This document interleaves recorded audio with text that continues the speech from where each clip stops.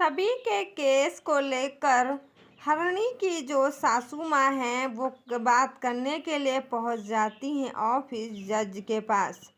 जिसे जज कहते हैं कि आप कहना क्या चाहती हो, मुझे साफ साफ बता दीजिएगा, क्योंकि वो सभी को रंगे हाथ पकड़वाना चाहती हैं जज के सामने। मगर जज उनका साथ ही नहीं देती हैं। वो कहती हैं कि प्लीज़ ये अच्छा हुआ कि आप उनकी सासू माँ नहीं बन पाई। जिसे उनके हरनी की सास कहती हैं कि सभी पहले मेरी बहू बनने वाली थी, फिर मैं उनकी बहू नहीं अपनी बहू नहीं बनाई और मैं उनसे बातें कर ली। तब तक सभी ऑफिस में बैठी हुई होती हैं और जज साहब का फ़ोन आ जाता है। सभी जज के पास पहुंच जाती हैं, जिसकी वजह से जज साहब सारी बात बता देती हैं सभी से और कहती हैं कि आप मेरी बात सुन लीजिएगा। सभी कहती हैं वो कौन सी औरत है जो मेरे पीछे पड़ी हुई है। चलो अवार्ड जज साहब, ये अच्छी बात हुई जो तुमने मुझे सच बता दिया। जिसे कहते हैं कि सारा का सारा केस का जितना भी मतलब है वो मेरे को पता चल चुका है। मगर सभी पुरानी बातें याद करके रजत को याद करने लगती हैं। मगर तब तक हरणी की सासू माँ पहुँचती हैं अवार्ड के पास और रजत के पास। रजत से कहती है मैंने जज साहब को बहुत ही ज़्यादा भड़काने की कोशिश किया, बट उनको कुछ भी समझ में नहीं आया ये क्या हो गया। वो तो काफ़ी ज़्यादा डर जाती है हरणी की सासू माँ। तब तक रजत कहता है कि इसमें मेरे को ही कोई नया प्लान खींचना होगा जज साहब। जिसे कहते हैं कि कहीं ऐसा ना हो जाए जो मेरे घर वाले जान जाए और जज साहब मैं तो इस जाल में नहीं फंसने वाली हूँ। जिसे कहते हैं नहीं ऐसा नहीं हो सकता। रजत सोचने लगते हैं। मगर हरणी की जो सासू माँ है वो काफ़ी ज़्यादा डर जाती है और कहती है हाँ मुझे भी एहसास हो गया कि तुम लोग मेरे पीछे नहीं पड़े हो। मेरे बेटा भी मुझे बहुत ही ज़्यादा सबक सिखाएगा। जिसे रजत ऑफिस में बैठकर सबसे बातें कर रहे होते हैं। तब तक आप पहुंचती हैं आस्का अपने बच्चों के पास और कहती हैं कि आशा जी मेरे बच्चे कैसे हैं। जिसे आशा उसी ऑफिस में पहुंचकर काफ़ी ज़्यादा खुश होती हैं और आस्का बच्चों के साथ कहती सारे बैलून फूट गए, मुझे यहाँ पे अच्छा भी नहीं लग रहा। आखिर में आप लोग कौन सी चाल चल रहे हो। उनका सर घूमने लगता है। आशा जी कहती हैं कि आप क्यों परेशान हो रही हो, आपके बच्चे सही हैं। आस्का कहती मैं थकी हुई हूँ, मुझे नींद लग रही, मुझे आराम करना होगा। जैसे वो बैठने की कोशिश करती हैं जिससे उनको अच्छा नहीं लगता। फिर वो फ़ोन करती हैं, कहती हैं मुझे यहाँ से निकलकर दूसरी जगह जाना है।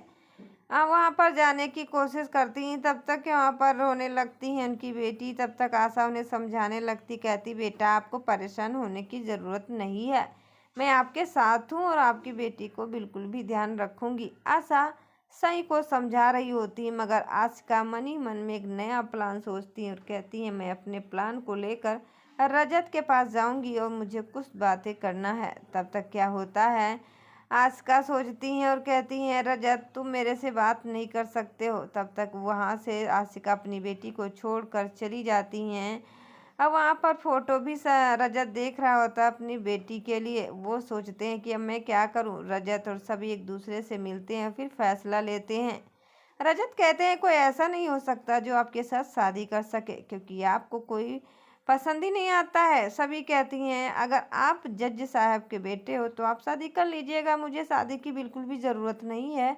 सभी उनको ऑफिस में मिल जाती हैं रजत और सभी की बात ऑफिस में ही होने लगती है।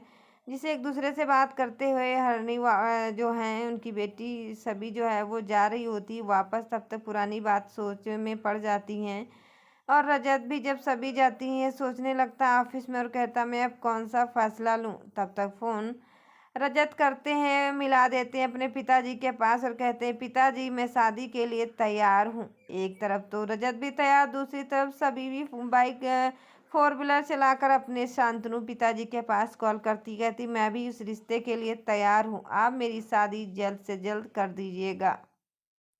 एक तरफ तो सभी उन बीते हुए बातों को लेकर याद करती हैं, दूसरी तरफ रजत भी याद करता है कॉल करके, कहता मुझे शादी ही करनी पड़ेगी, यही मेरा अंतिम फैसला है। ना तो सभी को पता है कि मेरी शादी रजत से हो रही, ना तो रजत को पता है कि मेरी शादी सभी से हो रही। मगर शांतनु अच्छा एक होटल बुक करते हैं। वहाँ पर ईसा मैम पहले ही से पहुँची हुई होती हैं। शांतनु कहते हैं कि हाँ मुझे भी पहुँचना है।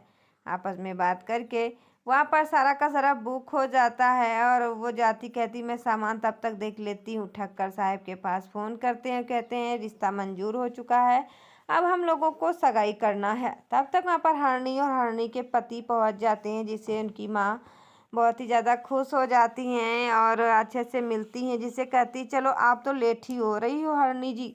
जिसे ईसा मैम कहती हैं कि इतना लेट हो गया, मेरे को समझ में नहीं आ रहा मैं क्या ही करूं।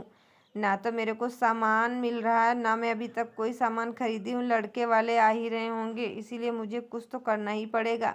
हनी कहती हैं आप शांत रहिए, मैं सब कुछ सुधार लूँगी। दूसरी तरफ रजत का भी परिवार जा रहा होता है सगाई करने के लिए, मगर शांतनु कहते हैं भगवान से कि जब तक मिस्टर ठक्कर साहब का सारा परिवार जो हो जाए, मैं हमें पता है कि सब मिलते ही जब भगवान अच्छे से सगाई करवा देना, इसमें किसी की भी प्रॉब्लम ना हो, एक दूसरे की शादी खुशी मन से हो जाए खाटू श्याम बाबा जिसकी वजह से कहने लगते हैं। मगर ईसा मैम कहती मुझे चांदी का नारियल लाना है। तब तक वो फ़ोन करने लगते हैं। हरनी के पति जी कहते मुझे एक सुपारी और नारियल चाहिए, मेरे घर में सगाई है। तब तक सभी की एंट्री हो जाती है। सभी और हरनी ईसा मैम एक दूसरे से मिलती, कहती सभी आप ऐसी कैसी हालत बना के रखी हो, आपको मालूम नहीं था कि आज आपकी सगाई है। सभी कहती हैं आप भी ना बहुत ही और बोलते हो, आखिर में मैं तो ऑफिस से आ रही हूँ, मुझे नहीं पता था कि आप लोग ऐसा कुछ करोगे मेरे लिए अच्छी पार्टी, मैं तो रिश्ता के लिए मंजूर कर दी हूँ, तो मुझे सिर्फ और सिर्फ ऐसे सिंपल रहना है और सिंपल ही दिखाई कर देना है। तब तक हरणी कहती हैं कि आपको घबराने की ज़रूरत नहीं है, मैं सब कुछ तैयार कर दी हूँ। तब तक वहाँ पर कहती हैं रजत की माँ मुझे एक चांदी का नारियल चाहिए, जिससे फ़ोन कर देती हैं और कहती हैं कि हाँ ये तो है ही है। तब तक वहाँ पर बहुत ही अच्छे पार्टी और गेम में पहुँच जाती हैं आस्का अपनी बच्ची को लेकर, जिसे सभी कहती मम्मा मुझे भी ये गेम खेलना और अच्छे से झूला झूलना है। जिसे कहती बेटा आप झूल लीजिएगा, आप टेंशन क्यों ले रही हो। सभी भागते हुए सई के पास जाती हैं, मगर सई पहले ही आशिका के पास होती है, जिसे आशिका के पास सुनकर बहुत ही खुश हो जाती, कहती क्या मम्मा तुम मेरे साथ नहीं खेलोगी। आशिका कहती है हाँ क्यों नहीं बेटा, मैं आपके ही साथ खेलूंगी और आपको परेशान होने की ज़रूरत नहीं है। आशा है ना, आशा आंटी आपको सब कुछ सारा झूला झुला देगी और अच्छे से घुमा देगी। तब तक तारा ऑफिस पहुंचती है, हरणी से मुलाकात होती है। हरणी और तारा में जोरदार से लड़ाइयाँ होना शुरू हो जाती हैं। कहती है मैंने होटल बुकिंग कराया, मेरे भाई की सगाई है। तब तक हरणी कहती नहीं मेरे बहन की सगाई है, मैंने होटल बुकिंग कराया है। आपस में उस होटल के मालिक के सामने आपस में लड़ाइयाँ होना शुरू हो जाता है। तब तक वहाँ पर एक औरत सुन रही होती है सारा सच, जिसकी वजह से तारा कहती हैं ये सब हाँ मुझे लगता है कि सारा का सारा फंक्शन सेलिब्रेट करना है। जिसे वो औरत वहाँ से उठती है और बहुत ही ज़्यादा खुश हो जाती है। तारा से कहती मैं अभी सारा सच यश को बताती हूँ। वहीं पर सारा का सारा हरनी और उनके में बहस होती, तब तक वो यश के पास फ़ोन कर देती हैं। कहती हैं आपको पता है आपका मित्र जो रजत वो कहाँ पर है। सभी जाती हैं, बहुत अच्छे से तैयार हो जाती हैं, मगर कहते हैं यश नहीं वो तो नहीं पता, बट मुझे आपका साथ है तो आप सच ही बता दोगी। तब तक वो अच्छे जाती हैं, बताया जा रहा है पार्लर में वो सजने के लिए, मगर वो औरत सारा सच बता देती। कहती रजत की शादी अब तय हो चुकी है और होने भी जा रही है, आपकी बहन तारा भी आ चुकी है, सब लोग आ चुके हैं। वहीं पर बात होती, मगर सभी का प्यारा सा लुक देखकर कहती हैं मैडम आप बहुत ही अच्छी लग रही, मगर जैसे वो ऑफिस के बाहर निकलती तुरंत उन्हें या आशिका मिल जाती है। आशिका के ऊपर से नीचे तक देखती सभी का मेकअप और कहती वाओ क्या साड़ी पहन रखी हो, आज ये साड़ी आपके ऊपर बहुत ही खूबसूरत लग रही, क्या कोई फंक्शन है। सभी कहती हाँ मैंने रिश्ते के लिए पक्का कर दिया है, अपने पापा जी से बोल दिया, मेरी शादी तय कर दी है, इसीलिए आज मेरी दिखाई है, दिखाई करने के लिए मैंने ये लुक तैयार किया है। बहुत ही खुश हो जाती हैं। आस्का कहती वाह ये अरेंज मैरिज शादी है, प्लीज़ ठीक है आप कर लीजिएगा, मगर हाँ प्लीज़ रजत के जैसा लड़का नहीं होना चाहिए, क्योंकि रजत अच्छा लड़का नहीं है। सभी कहती मैं उसी के चक्कर में तो मैं शादी करने जा रही हूँ, रजत मेरे को बिल्कुल भी पसंद नहीं है। मगर दोनों पहुँच जाते हैं कोर्ट में शादी करने के लिए, फिर भी उनको समझ में नहीं आता है। तब तक कहती हैं चलिए मुझे मिलना है। यस कहते हैं पल पल की जानकारी मुझे देते रहिएगा। वहीं पर सभी अच्छे से तैयार होकर पूरा परिवार एक पास एकत्रित हो जाता है, मगर सभी कहती हैं कि लो मेरी शादी तो रजत से होने वाली है, मैं क्या ही बताऊँ, मुझे समझ में नहीं आ रहा है। तो आई होप मेरा वीडियो आप लोगों को पसंद आया तो प्लीज़ लाइक कर लीजिएगा। चैनल पर पहली बार आए तो चैनल को फटाफट सब्सक्राइब करके बेल की घंटी जरूर दबा लीजिएगा, ताकि जो भी मैं वीडियो बनाऊँ उसकी नोटिफिकेशन आप तक सबसे पहले आए। तो दोस्तों, आपको क्या लगता है, क्या सच में अब सगाई हो पाएगी रजत और सभी की? तो राय मुझे कमेंट सेक्शन में ज़रूर बताइएगा। धन्यवाद। हेलो दोस्तों, welcome back to my new blog. कैसे हो? आई होप आप लोग भी बहुत ही अच्छे होंगे। फिलहाल मैं भी बहुत ही अच्छी हूँ। तो आज मैं जा रही हूँ बहुत ही दूर घूमने के लिए, और अभी जो मेरा बेटा था वो मेरी बाइक चला रहा था, आपको पता है। ये रहा मेरे कमरे का डेकोरेट, और मैं दोस्तों कान की बाली लाई हूँ। आप लोगों को कैसा लग रहा प्लीज़ कमेंट सेक्शन में ज़रूर बताइएगा। देख सकते हो दोस्तों कितनी प्यारी सी लग रही है। और यहाँ का ये मेरा कमरे का व्यू है, ये मेरा मेन गेट है, और हम यहीं पर बैठे हैं और आप लोगों से बातें करते हैं। और ये रहा मेरे कमरे का पूरा लुक। तो आई होप मेरा वीडियो आप लोगों को पसंद आया तो प्लीज़ एक बार लाइक, चैनल को सब्सक्राइब, बेल की घंटी जरूर दबा लीजिएगा। धन्यवाद।